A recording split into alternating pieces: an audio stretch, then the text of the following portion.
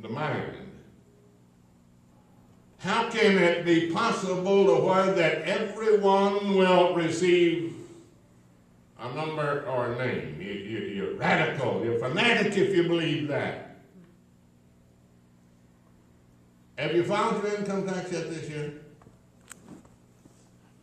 Did you know whenever Dr. Wendy or Dr. Tiffany delivers a baby that they not only take their footprints and their handprints, the government gives them a number, and that you cannot file your income taxes this year without the number for every child, every individual in your home? That'll never happen. It will never take place to where that we will become so controlled that we'll neither be able to buy nor sell except we have a number or a name. I got a letter this week that disturbed me greatly from the Board of Equalization. And I called and I told them, explained to them, wait just a minute. I'm an insurance broker. We don't have to have business license. We do not have to have a registration with the city hall. My wife does because she has a cosmetic. Hadn't sold it in 100 years, but she still got some stock in it, and every year has to go through all that nonsense. They told me, he said, Mr. Montgomery, doesn't make any difference whether you agree with it or not, you have got to file with the Board of Equalization in order to stay in business. And I said, it said here that I have to have a number. Oh, no. If you look at the upper right-hand corner, you'll find that we have already given you a number. How did we get to where that we're at today? Now, we know that government of the people, by the people, and for the people shall not perish from the earth. The only way it perishes from the earth is that we neglect so great a liberty as what our founding fathers gave us, the right to pursue life, health, and happiness. It didn't say the government owed it to us. It said that we had the right to pursue it. We now find ourselves in a position where the government will tell you how much you can weigh, what you can eat, or you'll be fined. You'll pay a penalty. The government is now able to dictate to every American, not government of the people, not government by the people. That's already gone. I'm not talking like that Mormon on television back. He's a radical. He talks about how that America had lost its way. I'm here to tell you this morning that what God said was going to happen is taking place, but our churches, we are so ignorant. We're dumb, we're blind, and we can't see afar off. I had breakfast this morning with Father John of the local Roman Catholic Church. And he was talking about some of the problems they are confronted with. Whenever we look and understand and see that government of the people, by the people, and for the people, we gave it up. Why? Because we didn't understand what we had, didn't appreciate what we had.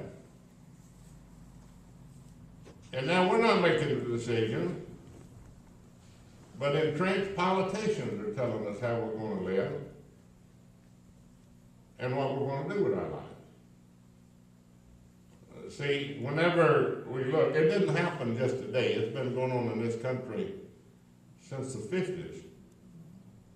Little by little, we got to the where that we were so selfish, we said, I don't have time for God. Now, if there wasn't the knowledge of God, if there wasn't the worship of Christmas and Easter,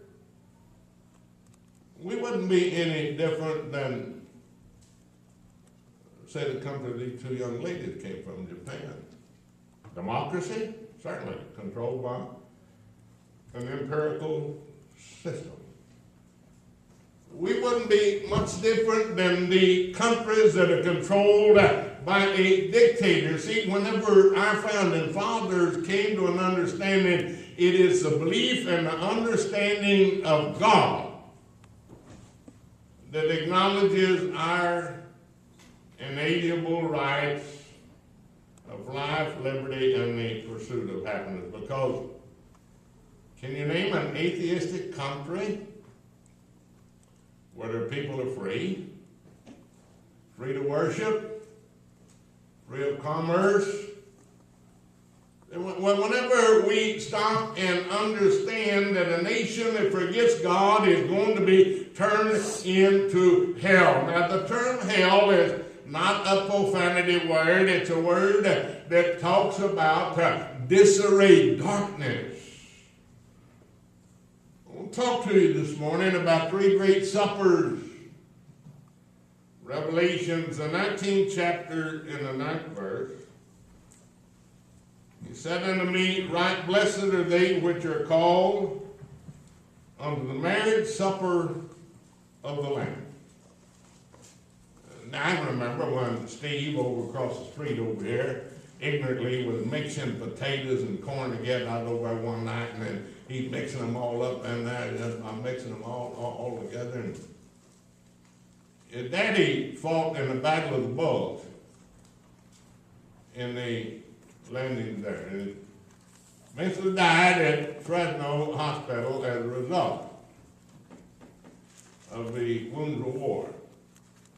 That was called a great generation. Why was it called a great generation? Because it was a generation of people that were willing to make a sacrifice.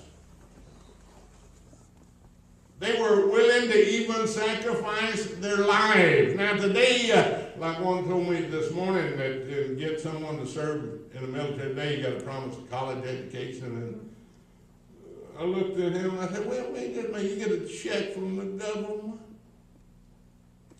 Why are you talking about young people that's going in the military to try to get education? You don't have an opportunity other way. The great generation, a generation of selfless people. It was easy to be selfless then. You didn't have anything. The aspirations was day to day trying to make a living. Hello, amen? Yeah. The more we have, the greedier we get. I'm talking about the American people. And the more we have, the more unthankful we become. We are a nation that has embraced the Laodicean religion. I'm rich, increase with goods, and have need of nothing. And the Spirit saying unto the church, thou art dumb, ignorant, and blind, and can't see afar off.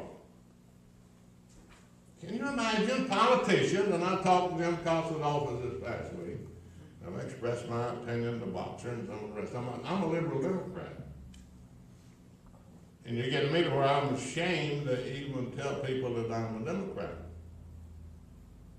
Because we're the ones that's supposed to embrace the freedoms of the individual. And now we are sacrificing the freedoms of the, see, freedom of choice. If I want to weigh 1,000 pounds, that should be my business and the poor person that's carrying the food with me to make me that big. If I want to smoke until I spit up my lungs, that should be my business.